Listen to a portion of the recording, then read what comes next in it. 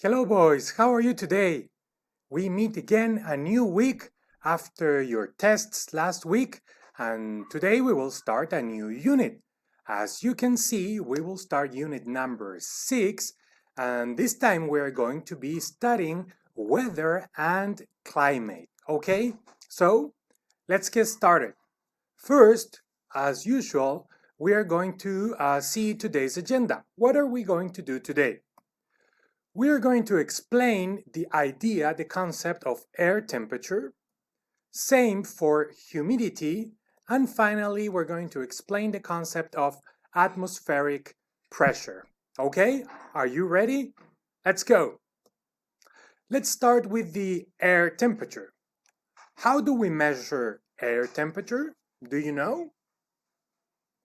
We can measure air temperature using a thermometer or a 6 thermometer. Okay, this device allows us to know what is the temperature of the air.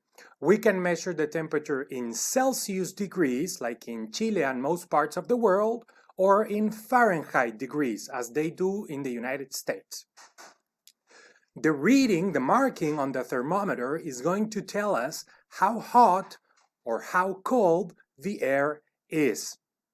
When we are measuring air temperature, we should place the thermometer in the shade away from the sun because we want to measure the temperature of the air.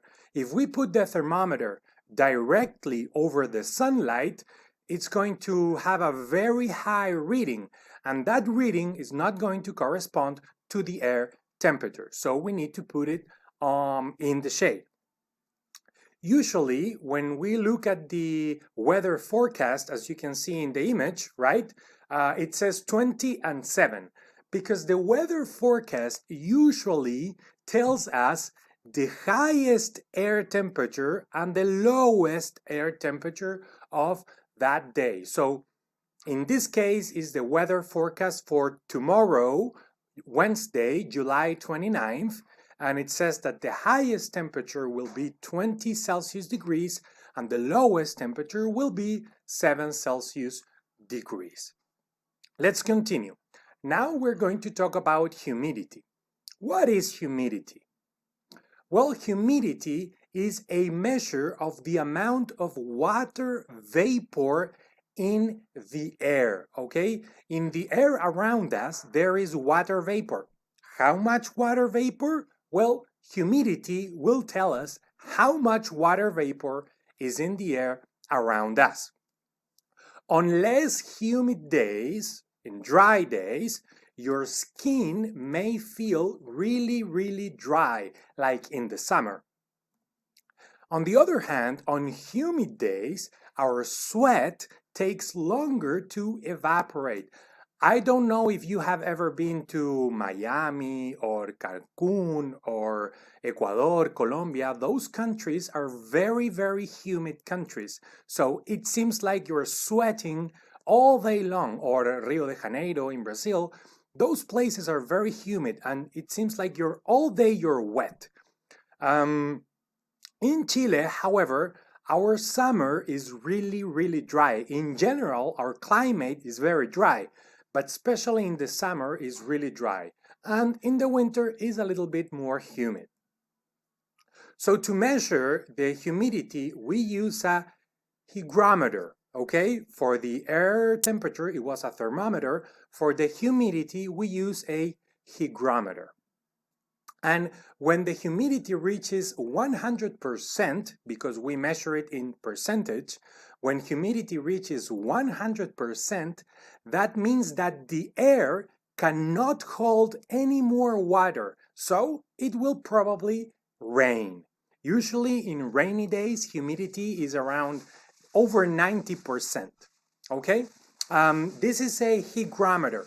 As you can see, it goes from 0 to 100 because it's percentage. So from 0 to 35% is very dry.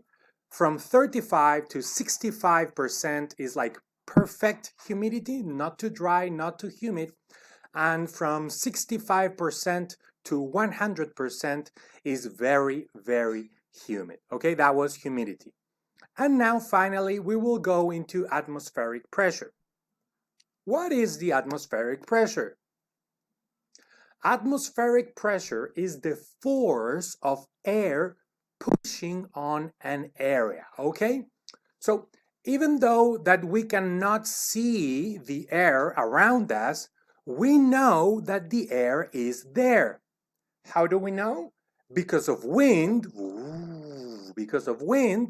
and also because of atmospheric pressure. So we cannot see the air, but we know that air is present because of wind and because of the atmospheric pressure. So the air is pushing on us all the time, and the force of this push on an area is known as atmospheric pressure. So the force that the air is exerting on us, that is what we call atmospheric pressure. We use a barometer to measure atmospheric pressure, okay? So thermometer for air, hygrometer for humidity, and a barometer for atmospheric pressure. Usually low pressure means cloudy, rainy, or stormy, right? And high pressure means that we're going to have clear skies. I will explain this next week, but just for you to make an idea, low pressure, rainy or stormy, high pressure, clear skies. Let me show you a barometer. This is a barometer. So as you can see, in the low numbers from 980 to 1000, you can see a cloud with rain. So that means probably we're going to have a storm, probably we're going to have rain. From 1000 to 1020, it's going to be cloudy, some clouds, some sun. And from 1030 over, it is very likely that we will have clear skies, no clouds, okay? This is a barometer. Okay, boys, that was all for today, but before we finish, as usual, shh, don't tell anybody, vamos a tener un breve resumen en español. Entonces, hoy vimos tres conceptos: temperatura de aire, humedad y presión atmosférica. En relación a la temperatura del aire, recordar que se mide, usando un termómetro. Y para medirla, debes poner un termómetro a la sombra. Si lo pones al sol, la temperatura que va a marcar va a ser muy alta porque va a estar al sol y no va a ser la temperatura real del aire en ese momento. La humedad se refiere a la cantidad de vapor de agua, es decir, agua en estado gaseoso que hay en el aire, ¿ok? Para medirla usamos un higrómetro, ¿ya? Que va a marcarnos de 0 a 100%, es decir, qué porcentaje de agua hay en el aire, ¿ok? Mientras más alto, más húmedo, mientras más bajo el porcentaje, más seco. Si llega a 100 o cerca de 100, lo más probable es que vaya a llover. Y finalmente, la presión atmosférica. Aunque no vemos el aire, sabemos que está, ¿ok? Porque sentimos el viento o justamente por la presión atmosférica. Y el aire está ejerciendo presión sobre nosotros constantemente, nos está como empujando hacia abajo, ¿ok? Es una fuerza que nos empuja. La presión atmosférica se mide utilizando un barómetro que mide la cantidad de fuerza en el fondo con la que el aire está empujando y, como les decía, bajas presiones atmosféricas significa nublado, probablemente lluvia o tormenta. Una presión atmosférica media significaría quizás cuando está un poco de nubes pero sol, ¿verdad? Y finalmente altas presiones atmosféricas significa absolutamente cielos despejados, ¿ok? Temperatura del aire, humedad relativa y presión atmosférica. Okay? So now is your time to work. What are you going to do? You're going to check the Google Drive for this lesson's activity.